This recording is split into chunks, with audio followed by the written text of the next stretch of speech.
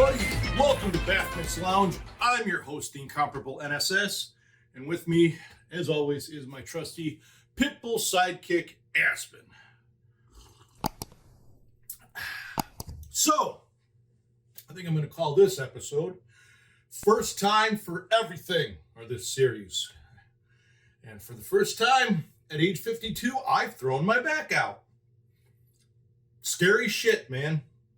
Never experienced something like this before. I've heard stories of people saying, they coughed or something like that, and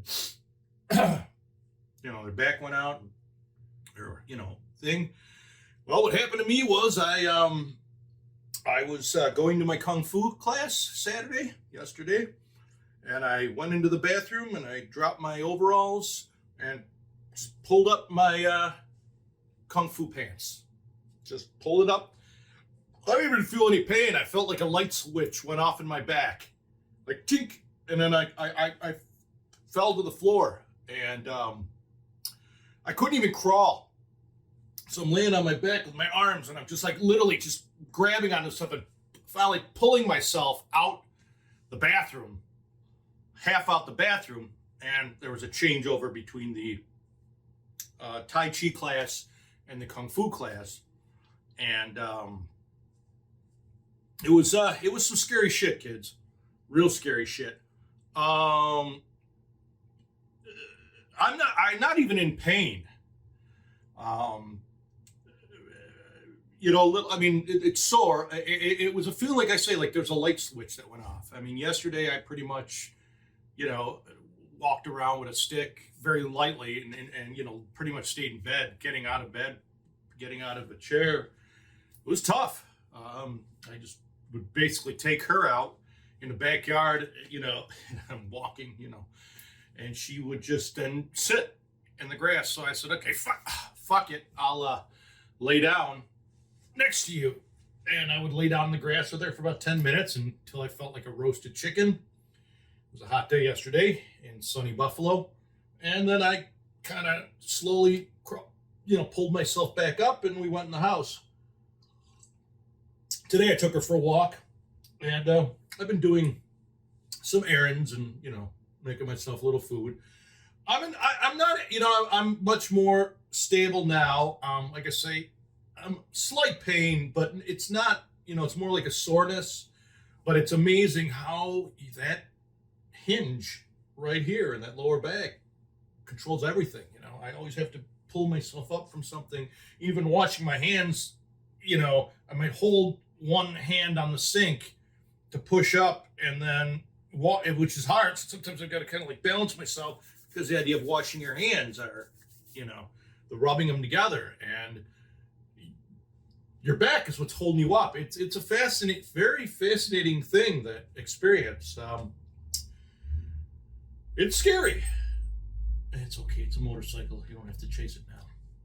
So I'm going to get better. I'm going to go see my chiropractor, and I'm going to do exercises to get better, because I want to go back snowboarding.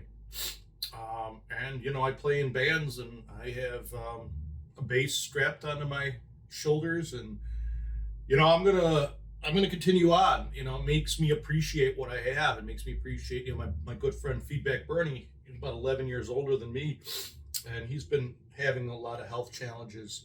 And he was saying on some stuff that he's been dealing with. I mean, he gets up in the morning and just basically crawls to the bathtub and then takes a bath to warm his muscles up so he can start his day.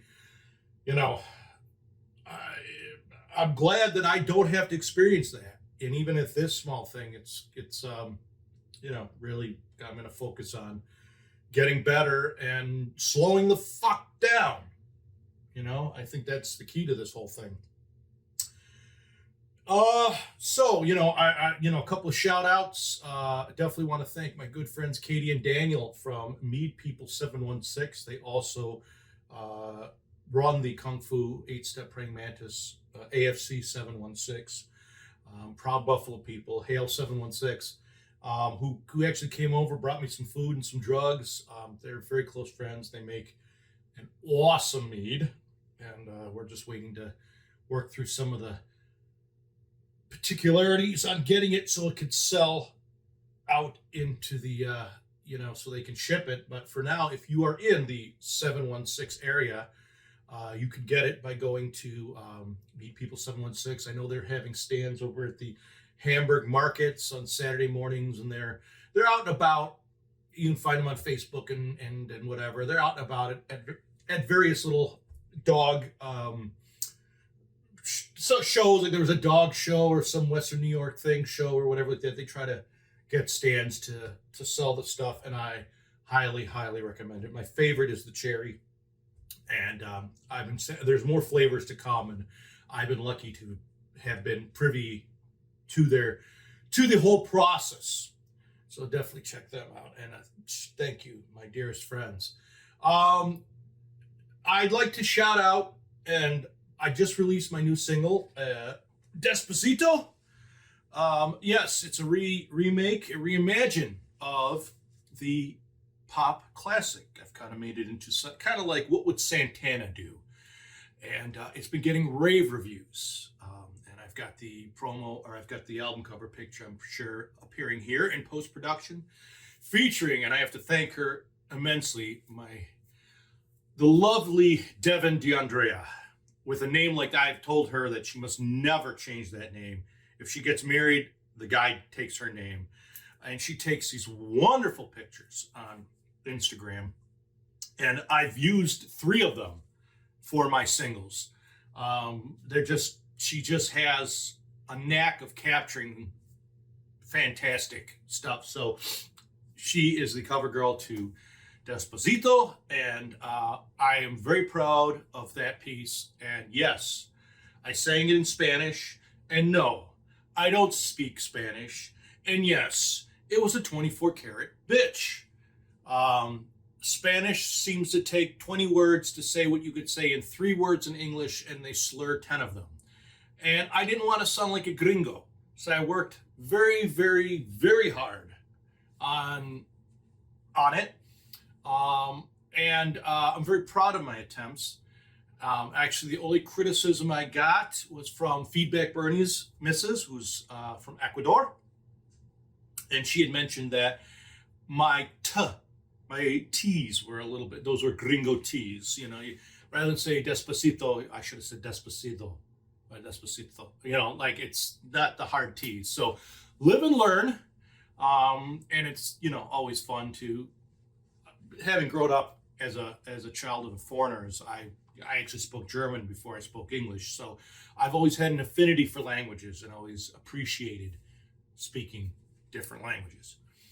And then Mark, my good friend Mark, who is, I can't think of his last name right now. Maybe I got dementia along with back shout out. Mark, who is from True Backstage Stories, Backstage and Road Stories. He is a great friend and does some great stories. He's one of the survivors of the Leonard Skinner plane crash. And if you get a chance, check him out on YouTube. His channel's fantastic. He's hilarious. A lot of great stories. Trying to reach out to you. I sent you a text. I watched the party. Birdie Num Num. You haven't responded. I hope you are okay. That's another gentleman who's beat his body up hard in the rock and roll lifestyle, from crawling and climbing and all the things that are involved in.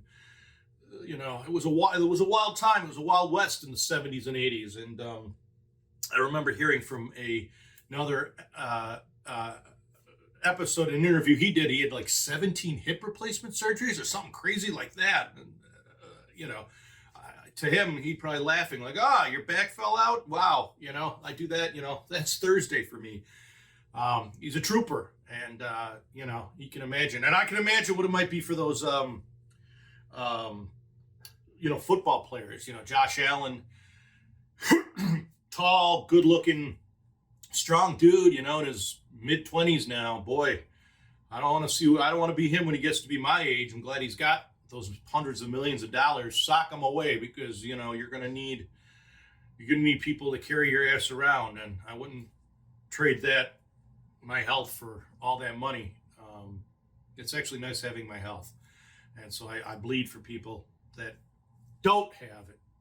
So Mark, look me up. I hope you're okay, brother. I hope you haven't died or anything like that. You know, I know you have many health challenges, and that would really be sad because I do miss talking to you and I do miss your stories. So, and if you like what you see and you want to buy, you know, please like and subscribe. I guess I got to say all that stuff. Hey, leave comments.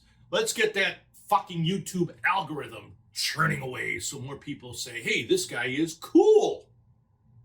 Old, but cool. Feel free to, you know, if you like pint glasses, I've got koozies, I've got Baphomet's Lounge coasters, all available in the link down below, hosted by my good friends at Chautauqua Audio Works. So,